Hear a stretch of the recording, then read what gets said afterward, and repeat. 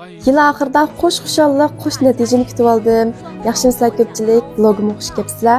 2025-yili men uchun san'at hayotimda hamda o'qituvchilik hayotimda zo'r bo'lgan natijaga erishgan bir yil bo'ldi deb qarayman. Oldingi qitim Okeaniya san'at jamiyati o'rinlashtirgan 2025-yillik xalqaro Qush shahar san'at ko'rgazmasi tanlangan asrim muvaffaqiyatli holda Yangi Zelandiya va Oklandda ko'rgazma qilinib, nurg'un chet ellik san'atxo'nar qarindoshlarning yaxshi ko'rishiga erishibdi. Bundan nəhayət məmnun oldum, mən fəxrləndim. Şunun bilan bir vaqtda Okeaniya san'at jamiyatining a'zolik kinishkisi va xatir özgini topshirib oldim. Bu özük oldingi film degandek, dunyoga dangliq film hukmron özükdagi xosiyatli özükka o'xshash.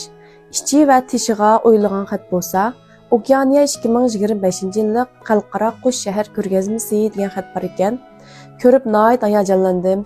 Hamda bundan keyingi o'rinlashtirgan har qaysi davlat rayonlaridagi san'at va madaniyat almashtirish, faoliyat va ko'rgazmalariga qatnashish hamda o'rganish fursatlariga erisha oladiganman. Bu natijamda shuni his qilib yetdimki, o'zimiz yaxshi ko'rgan ishni izchillik bilan bo'shashmay tirishib o'rgangandilar, qilgandilar, hamon bir kuni yaxshi natija chiqadiganligiga ishonib yetdim. Bu xushallikni topshirilib tursam, bir oy burun 26 nafar o'quvchimni Qaltis Jungu 17. navbatlik mamlakatlik yosh o'smirlar güzel san'at va xattatlik musobaqasiga qatnashtirgan. Bu musobaqada meni o'quvchilarim har bir yosh guruhi bo'yicha alayda mukofotlarga erishibdi. Shularningki mukofotlari, taqdirnomalari, kinishkilari hamda shu medallari kelgan. Buni ko'rib texim xush bo'ldim, men hayajonlandim. Shuning bilan o'quvchilarimga oddiroq bo'lsa-mu bir mukofotlash faoliyati olib berish uchun mukofotlarning hammasini ustalga tizib, ota-onalar va o'quvchilarning hammasiga xabar qildim.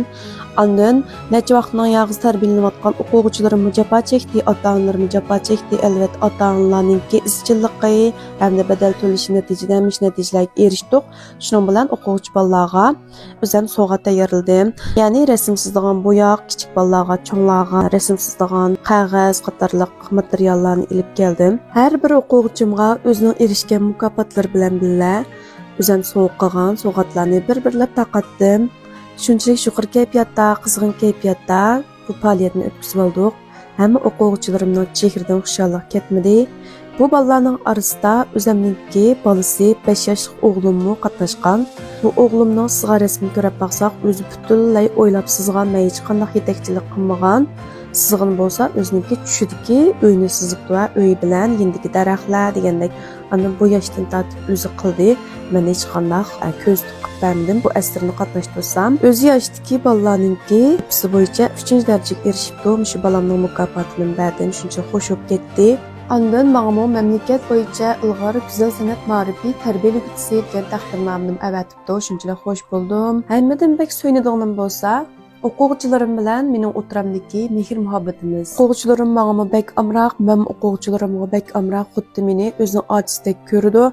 Hatta ota-onalarim menga shunchalik tashakkurlarni aytib, bolasi mening qishim kelgandan keyin mijozning nihoyat ochiq ko'riq bo'lib ketganligi, burunqi hech kim bilan paranglashga unmaydigan ich mijozini o'zgarib, hozirgi har xil hissiyotlarni ifodalay oladigan, xushalliklarni maylangidan bahrilanadigan, do'stlarning ko'payganligi, maktabda natijalarning yuqori ko'tarilganligini aytib, menga aytdi, tashakkurlarni bildirib kelyotdi. Men bundan o'zimdan nihoyat faxrlandim. Shu ota-onalarga, shu o'quvchilarimga ko'p rahmatimni aytaman. Bu bir yil jarayonida men haqiqatan charchadim. Lekin har qitim tortgan jafolarimning natijasini ko'rganimda tortgan jafolarimni unutib ketdim.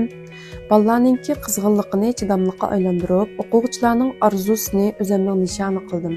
Bu bir yilda ularga boshchilik qilib, sonsizlagan rasmlarni tuzib, nurg'unlagan mulsaviyadan boshlab kelgan bolalarga yetakchilik qilib keldim. Sizgan har bir siziqni mas'uliyatim deb bildim. Har bir ko'rsatmani bir umid deb bildim.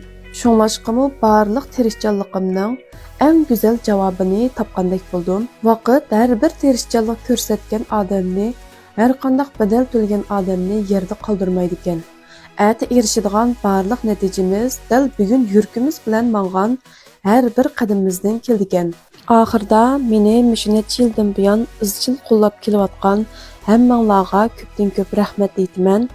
Hamda 2026 yili texmo tirishib, texmo yaxshi natijalarni qo'lga keltirish uchun tirişiman. Yangi yilda hammanglarning ishlarining ro'naq tepishini, salomatliginglarning yaxshi bo'lishini, oiladagilarning xushal-xuram o'tishini chin ko'nglimdan umid qilman.